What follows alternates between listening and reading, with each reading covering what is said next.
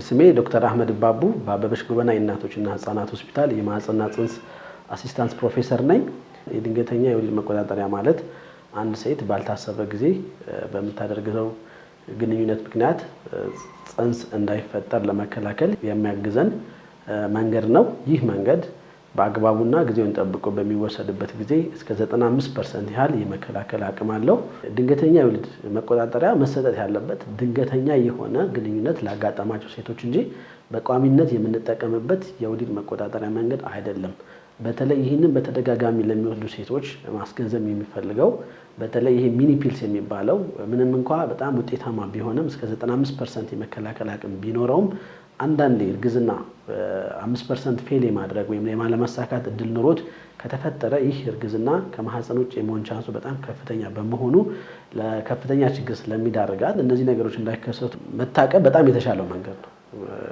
ከትዳር በፊት የሚደረግ ግንኙነትን ማስወገድ በጣም የተሻለ ነው የሚሆነው። ይህ ግን የማይሆን ከሆነ የማይቀር ከሆነ ደግሞ ቋሚ የሚባሉ ለረጅም ጊዜ መከላከል የሚችሉ የወሊድ መቆጣጠሪያ መንገዶች በሰፊው አቬለብል ወይም ደግሞ ስላሉ እነሱን መጠቀም መኖሩን መግለጽ እፈልጋለሁ። ድንገተኛ የወሊድ መቆጣጠሪያ ሴቶች በድንገተኛ ግንኙነት እርግዝና እንዳይፈጠር የማድረግ ውጤታማነቱ በ5ኛ ቀን ጊዜ ውስጥ ከተሰጠ በጣም ኢፌክቲቭ ወይም ደግሞ ውጤታማ ነው። ይሄን የመጀመሪያ 24 ሰዓት ሲሰጥ የተሻለ ሲሆን ቀኑ እየጨመረ በሄደ ቁጥር ውጤታማነቱ እየቀነሰ የሚመጣበት ሁኔታ ነው ያለው። የድንገተኛ የወሊድ መቆጣጠሪያ መንገዶች የተለያዩ ናቸው።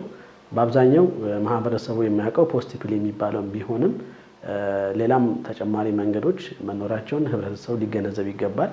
ለምሳሌ ያህል የኢንትራዩትራይን ዲቫይስ የሚባለው ወይም ደግሞ ማህፀን ላይ የሚቀመጠው የወሊድ መቆጣጠሪያ በ5ኛ ቀን ከተሰጠ በጣም ውጤታማና ኢፌክቲቭ የሆነ የመከላከያ መንገድ ሲሆን በተለይ ሴቶቹ በተከታይነት የወሊድ መቆጣጠሪያ መጠቀም ሲፈልጉ ይህንን የኢመርጀንሲ ኮንትራሴፕቲቭ ሜቶድ አድርገው ቢጠቀሙት ለዘለቄታው ተቀምጦላቸው ስራውንም እየሰራ የወሊድ መቆጣጠሪያ ሆኖ እየሰራ ይቆይላቸዋል ማለት ነው። ሌላው መንገድ ከአይዩሲዲ በተጨማሪ ሚኒ ፒልስ የምንለው ወይ ደግሞ 72 ሰዓት ፒልስ በመባል በተለምዶ የሚታወቀው ሲሆን ይህም ጊዜውን ጠብቆ በ72 ሰዓት ውስጥ አልፎ እስከ 5 ቀን ውስጥ በሚሰጥበት ጊዜ ሊከላከልልን ይችላል።